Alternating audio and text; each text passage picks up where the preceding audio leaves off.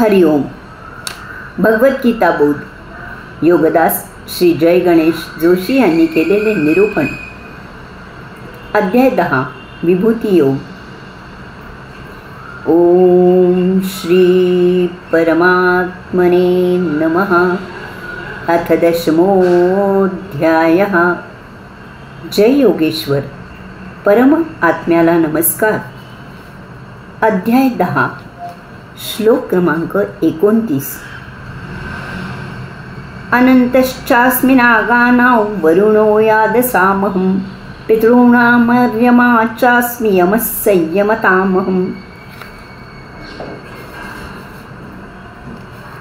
नागांमध्ये अनंतनाग शेषनाग मी आहे. जलचरांमध्ये मी वरुण आहे. तसेच पितरांमध्ये मी अर्यमा आहे. नियंत्रण करणाऱ्यांच्यात मी यमराज आहे. अनंत च अस्मि नागानां. भगवंत श्री सांगत आहेत की नागांमध्ये अनंतनाग शेषनाग मी आहे. नागांना अनेक फळा असतात. शेषनाग म्हणजे भगवंत श्रींचे शय्यास्थान. भगवंत श्री निद्रा घेत असताना आपल्या सहस्त्र फळांनी भगवंत श्रींवर शेषनाग सावली करतात. भगवंत श्रींची अनुज्ञा झाल्यास भगवंत श्रींबरोबर अवतार धारण करून त्यांच्या कार्याला हातभार लावतात. शेषनाग पृथ्वी आपल्या फडेवर धारण करून तिला आधार देऊन सांभाळतो. अर्थात हे एक छान रूपक आहे.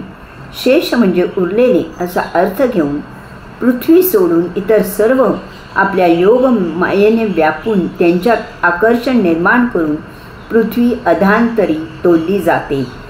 इतर सर्व व्यापून म्हणजे भगवंत श्रींचे परम आत्म्याचे अंथरूण होऊन असा घ्यायचा आहे.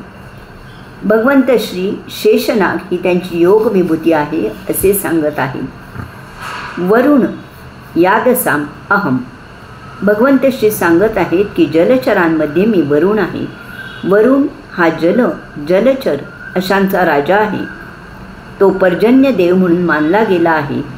सूर्याच्या उष्णतेमुळे किंवा अग्नीच्या ज्वाळांमुळे किंवा अशाच अन्य ऊर्जेमुळे पाण्याची वाफ होऊन ती आकाशात जाऊन पृथ्वीवर पर्जन्यवृष्टी होते. या प्रक्रियेला देवाचे रूपक दिले. उष्णतेमुळे पाण्यात ऊब तयार होते. ती जलचर प्राण्यांना मिळते. अशा प्रकारे आपतत्व नियंत्रित केले जाते. त्याचा सदुपयोग केला जातो. याला वरुण देव असे म्हटले. भगवंत श्री वरुण ही त्यांची योग विभूती आहे असे सांगत आहेत. पितॄणाम अर्यमा च अस्मि. भगवंत श्री सांगत आहेत की पितरांमध्ये मी अर्यमा आहे.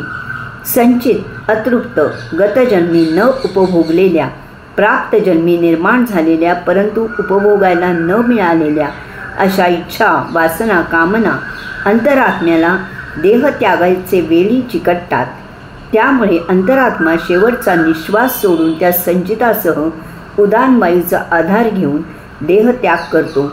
हे संचित संपुष्टात आणायचे असते. यासाठी योग्य अशी योनी मिळावी लागते. ती मिळेपर्यंत अंतरात्मा अंतरिक्षात तसाच जन्महीन राहतो. याला पितर म्हणतात. संचित चिकटलेले असल्यामुळे मुक्ती मिळत नाही. अशा या पितृलोकांचे 7 लोक मानलेले आहेत. यात अर्यमा हा सर्वात चांगला पितृलोक आहे. भगवंत श्री अर्यमा ही त्यांची योग विभूती आहे असे सांगत आहे.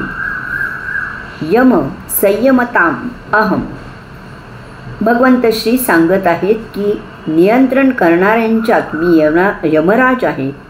सजीवांचे यमराज फार उत्तम प्रकारे नियंत्रण करतात किंवा सजीवांचे नियंत्रण होत असते. त्या प्रक्रियेला यमराज असे नाव दिले आहे. हे एक रूपक आहे. येथे भेदभाव नाही. गरीब श्रीमंत राव रंक लहान मोठा ज्ञानी अज्ञानी पापी पुण्यशील शिक्षित अशिक्षित चांगला वाईट धार्मिक अधार्मिक वगैरे कसलाही मुलाहीचा न ठेवता सर्वांना ज्याच्या त्याच्या आयुष्याप्रमाणे मृत्यू देण्यात येतो. जो जन्माला आला तो नक्की मरणार हे निश्चित. आपल्या जीवनात मृत्यू हीच एकमेव शाश्वत घटना घडणार असते. देह त्याग करून अंतरात्मा जेव्हा अंतरिक्षात जातो तेव्हा त्याच्यातील संचित पाहून त्याला यमराज पुढील वाटचालीसाठी पुढील योग्य अशी योनी निवडण्यासाठी मदत करतात. अंतरात्मा स्वतःच त्याच्या संचिताची नोंद ठेवत असतो किंवा त्याच्यात आपोआपच संचिताची नोंद केली जाते. याला चित्रगुप्त अशी संज्ञा दिली आहे. या नोंदीचा अभ्यास करून पुनर्जन्माची आखणी केली जाते. तसेच सद्य जीवनात जो पापी असतो त्याला यमराज चटकन मोकळे करत नाही. यामुळे आपण अनेक जण अंथरुणात मरणाची वाट पाहत खितपत पडलेले पाहतो, तर काही जण जराही शारीरिक त्रास न होता देहापासून चटकन मोकळे होतात. पितर लोकात घेऊन जाण्याचे काम यमराज करतात. मृत्यू हे आपल्यासाठी वरदान आहे. देह जराजीर्ण झाल्यावर दीर्घायुष्य किंवा अमरत्व क्लेशकारी असते. यमराज हा उत्तम शास्ता आहे. त्याच्यामुळेच सजीवांचे येथे संतुलन होते. योग्य तेवढीच पैदास जोपासली जाते.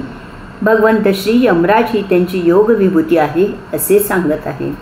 हरिओम.